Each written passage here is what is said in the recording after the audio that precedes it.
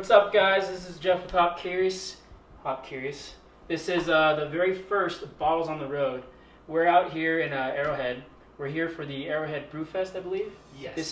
This will be the second year that we're here. My first year, their second year. We're going to Serving be up pouring beer. some of our own beers. But today we have Brew Rebellion, the John Paul Jones white chocolate strawberry stout, raspberry stout, and we're going to see what it's like. And here we go. Right. So this series is going to just be like, we're in location. It's probably going to follow our sampler series in a way, and now we're going to talk about these beers. Oh man, this looks beautiful. 10.9% by the way. As Jeff mentioned, this is part of one of their, one of their series that they have. I mean, so right off the bat, I mean, it smells great. And I was gonna say I don't necessarily smell the chocolate, and maybe it's because it's not a dark chocolate that I'm not smelling it, but I smell raspberry right off the bat, like raspberry.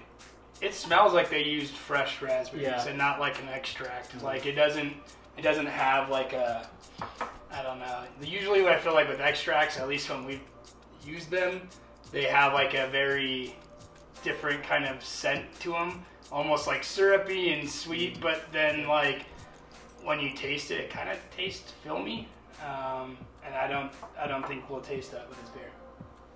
Any last smells before we go in for the taste? Just want to throw it out there. 10.9%, baby. I'm getting all the good stuff that we were just talking about, but then in the back, almost a chlorine. Kind of. That was like my first kind of a not quite antiseptic, but almost like a sterilizing agent or something, maybe. I don't know. So we've had a few of their stouts. Mm-hmm. This wouldn't be my favorite. You know, I've been pleased with pretty much most of their stouts. This is the lowest. Yeah. Is it overly carbonated for you guys? Not overly carbonated because I did a heavy pour. Yeah. But it does it taste a little watery? Yeah. Like a little like. Maybe it's not 10.9%. Like it claims it to be. I mean, I feel like. Let me finish the rest of this and we'll see. But for like a 10.9%, like what Bob Meyer always loves to say, motor oil or viscous. No, I'm not. It's definitely not. Like, look at it. It's not even sticking to the glass. Not a bad thing, but We've reached ultimate beer snobbery. I think for 10.9%, I mean, maybe two, maybe. No, but very good possibility. I think you're absolutely right. All right, Unless like some kind of sugar or something from the fruit maybe is really cutting it down. I'm doing a good job masking it. Good. I am getting a lot of sweetness still. Definitely sweet for sure. Kind of that flat, almost like a porterish though. Let it sit in your mouth. Okay, I let it sit in my mouth, and right away I tasted the white chocolate, and then at the back end I taste raspberry, and then kind of to finish it off is like the beery, stouty taste. It's kind of how I see it. Almost like. Someone say undercard? Nah, he said overcarb. Here. I didn't pour heavy. You'll feel the tingle on your tongue. Oh, I think there's a tingle on the tongue, for sure. I don't know, man. I'm a little indifferent on this. I feel like I could probably really, really enjoy this if it was in a root beer, like in a float. Like if I was eating ice cream with this. I think outside of that, I probably wouldn't be buying this beer personally. It's not a bad stout. It's a good stout. I would say if I were, I guess, well, let's go right into it, just rating it. This would be something that I'd probably recommend to a friend.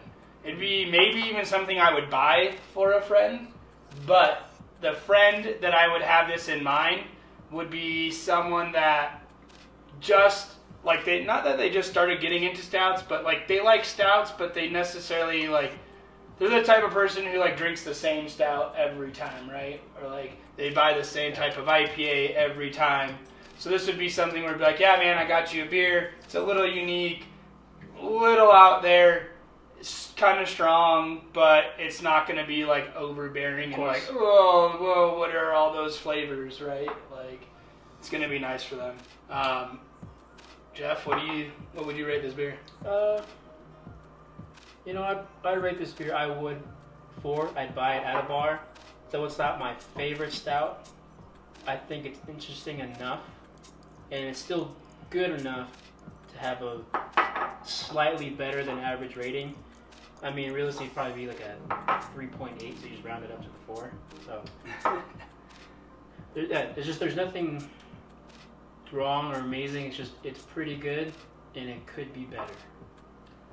So I'd buy it at a bar. Balmar? I'd give it a 2. I'd finish it if a friend had it. Because, like I said, I mean, now that I know some of the varieties they have, I know which ones I'm going to go for. That's true. Before this one. That's very true. Which I mean, Don't blame me. Can't blame you for that.